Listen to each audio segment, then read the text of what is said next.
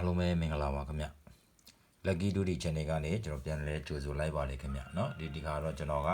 ပြီးခဲ့တဲ့ဘက်ကတော့ကျွန်တော်18ရက်နေ့အနေစပြီး18ရက်နေ့ထွက်တဲ့ဟာ14ရက်နေ့မှာထွက်တယ်14ရက်နေ့ထွက်တဲ့ဟာ19ရက်နေ့မှာထွက်တယ်ခွန်6 94ဟောရနော်ခွန်5အပြောင်းပြန်လေးထွက်နေတာပေါ့ခင်ဗျเนาะတရက်ကြိုပြီးနောက်ကြပြီးမှထွက်နေ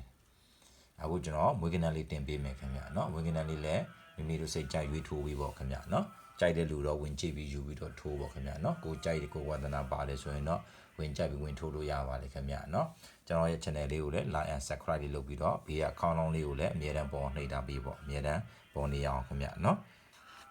ပထမဆုံးကျွန်တော်တို့ကထိပ်စီးပိုင်းလေးနဲ့ထိပ်စီးပိုင်းလေးကိုကျွန်တော်တို့စကြည့်မယ်เนาะဘယ်တော့ဗာထိပ်စီးလေးတစ်ပါပိတ်လေးလာမလဲပေါ့เนาะတစ်ပတ်စာပေါ့ခင်ဗျာ22ကနေကျွန်တော်26ရက်နေ့17လပိုင်းထိပေါ့เนาะပြီးရင်ကျွန်တော် 3D လေးတင်ပေးပါမယ်ခင်ဗျဒါနှစ်ကုန်နဲ့ကျွန်တော်25နှစ်ကုန်တဲ့ဘိုင်းကိုเนาะ 3D လေးတင်ပေးပါမယ်အားလုံးလည်းကံကောင်းခြင်းတွေနဲ့ပြည့်စုံကြပါစေခင်ဗျเนาะပထမဆုံးကျွန်တော်ထိပ်စီးပိုင်းလေးကိုစပြီးတွက်တောင်းမယ်เนาะပထမဆုံးကျွန်တော်ထိပ်စီးပိုင်းလေးကိုစပြီးတွက်မယ်ဆိုရင်ကျွန်တော်ဒီကနေစတွက်အောင်မယ်เนาะအားလုံးထိပ်စီးပိုင်းလေးကဒီ3လုံးပေါင်းခြင်းခင်ဗျเนาะကျွန်တော်တို့တစ်ခါလေး white လိုက်မယ်ကျွန်တော်ဒီအစိမ်း3လုံးပေါင်းခြင်းဒီ3လုံးရဲ့ဒီမှာကျွန်တော်2ရเนาะဒီ3လုံးပေါင်းခြင်းဒီ3လုံးပေါင်းခြင်းကကျွန်တော်တို့ဒီမှာဘာရမလဲဆိုတော့เนาะဒီမှာဆိုရင်ကျွန်တော်တို့4နဲ့ဒီ4 6နဲ့ပေါင်းတော့10 19ပေါ့19ဆိုတော့9ကျွန်တော်တို့က9ပါဝါက4နက်ခတ်ကကျွန်တော်တို့6ရတယ်ဟုတ်တယ်เนาะဒီ4လုံးပေါင်းခြင်း2 4ဒီမှာ6နဲ့ပေါင်းတော့10 19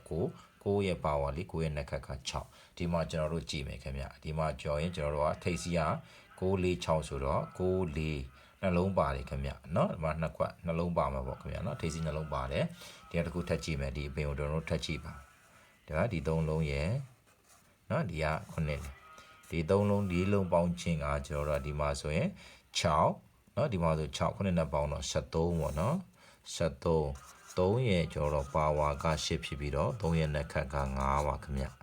ဟုတ်ပြီเนาะဒီမှာ3 8 5ထိပ်စုဆိုတော့ဒီမှာလည်းကျွန်တော်တို့ကြည့်လိုက်မယ်ဘာထိပ်စီဖြစ်မလဲဆိုတော့3 5 8ထိပ်စီ3လုံးလုံးပါတယ်ခင်ဗျဒီမှာကြတော့เนาะဒီမှာကြတော့3လုံးလုံးပါတယ်ပထမမှာကြတော့2လုံးပဲပါတယ်ဟုတ်ပြီเนาะဒါဆိုဒီတစ်ခုကိုကျွန်တော်တို့ပေါင်းကြည့်လိုက်မယ်ဒီမှာ1 2ခွန်ပေါင်းခြင်းက10ဖြစ်တယ်ဒီက3ညနဲ့ပေါင်းတော့3ညပဲ10ဆိုတော့3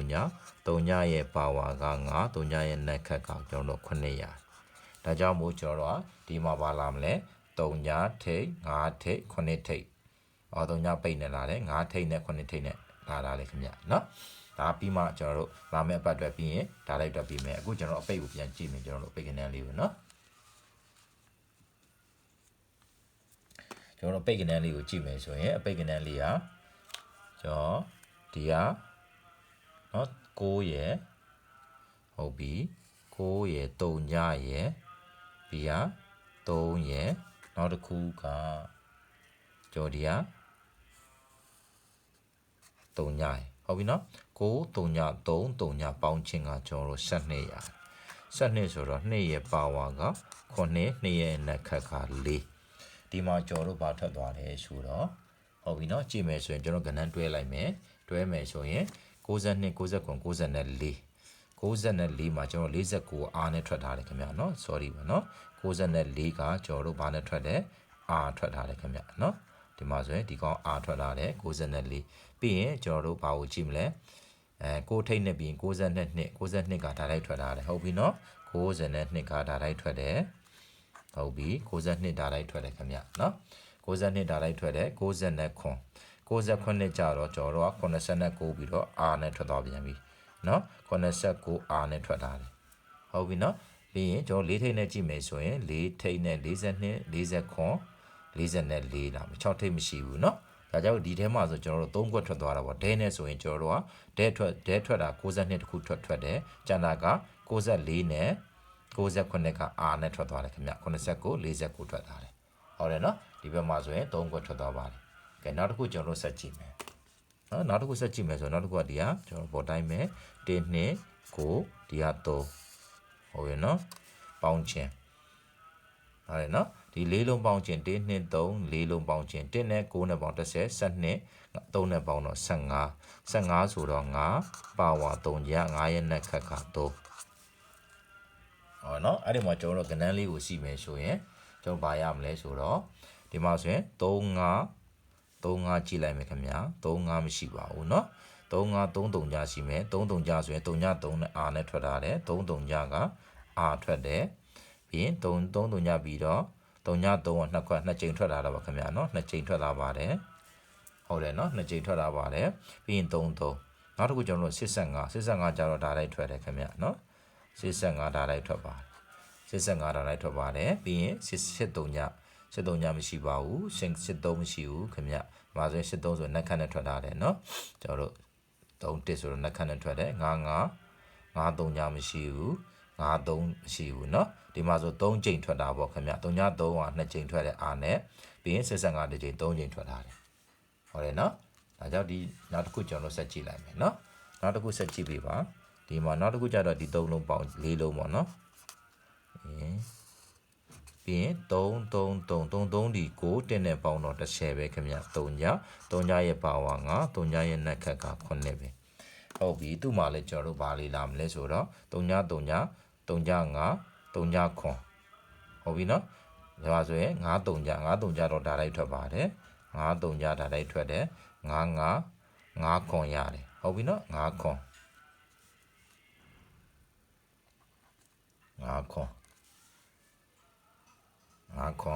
ပြီးရင်ခွန်3ညခွန်5တခါထပ်ထွက်တယ်3ကြိမ်ထွက်ပါတယ်ဟုတ်ပြီနော်ပြီးရင်ခွန်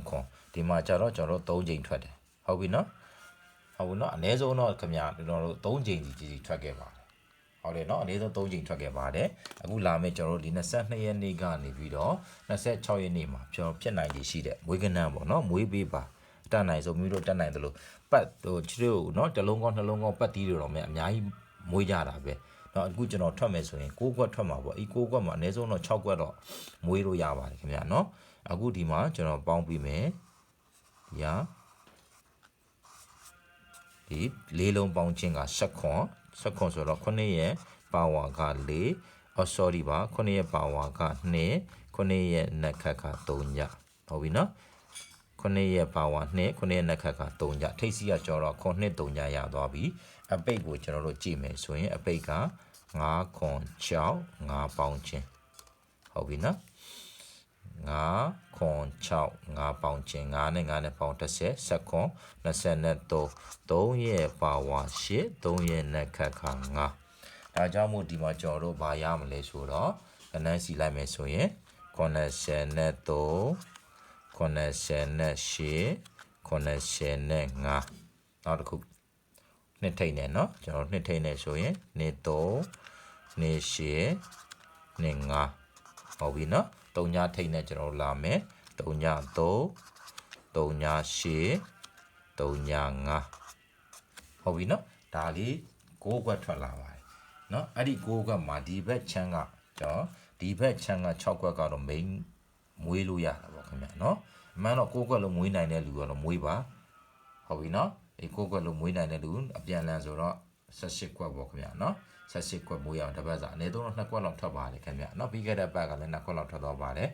ဟုတ်ပြီเนาะဒါကမွေးကနန်းလေးပါခင်ဗျာအားလုံးပဲကျွန်တော်တို့လာမယ့်ပတ်เนาะဖွင့်နေရစပြီးတော့ကျွန်တော်တို့အားလုံးကံကောင်းကြပါစေအားလုံးကိုကျေးဇူးတင်ပါတယ်ခင်ဗျာ